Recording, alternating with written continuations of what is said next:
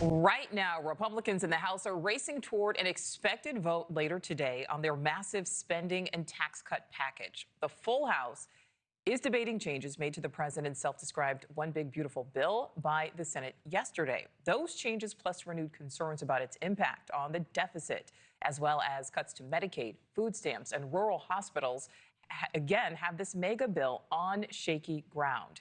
And NewsNation is covering this from both ends of Pennsylvania Avenue. Kelly Myers live for us at the White House, but we begin with Joe Khalil live for us on Capitol Hill. So, Joe, where do things stand at this hour?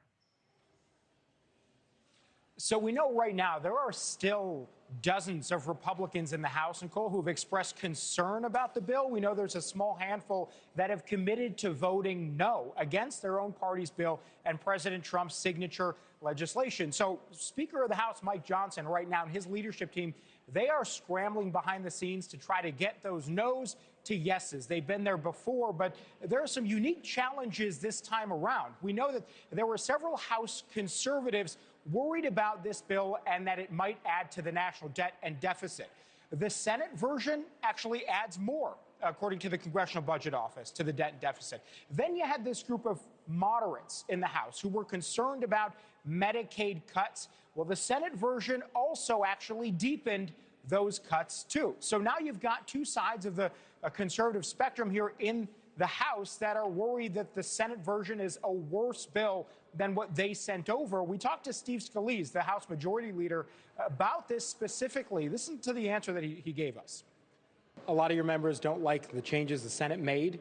Do you understand that? Do you at least, you get some of their frustrations with that? Yeah, I was frustrated by some of those changes. And, you knew some of that was coming because we had been talking to senators from the very beginning. We've been very clear in our communication about what some of the red lines were in the House. But the Senate's a different body, and they're going to do their own will, and we knew that too. But when you look at this, and we have over 85% of the House-passed bill is in this current Senate-passed bill. So let's remind folks at home why this matters, what is actually in these packages. On the tax portions of this, President Trump's campaign promise no taxes on tips or overtime. Those will become tax deductible. There's going to be a $2,200 child tax credit and $1,000 in these new established bank accounts for newborns. All of those things would be in the bill. And there's a lot of defense spending and border protection funds as well. Here's the more controversial stuff, though. You've got the Medicaid overhaul, which several analyses expect could drop anywhere from 8 to 13 million people off of Medicaid. You've also got deep cuts to SNAP, food stamps, the way that states normally pay for that by relying on federal funds. The federal funds may dry up in a significant way for this bill. And then you've got the tax cuts from 2017 that are going to be extended in this bill as well.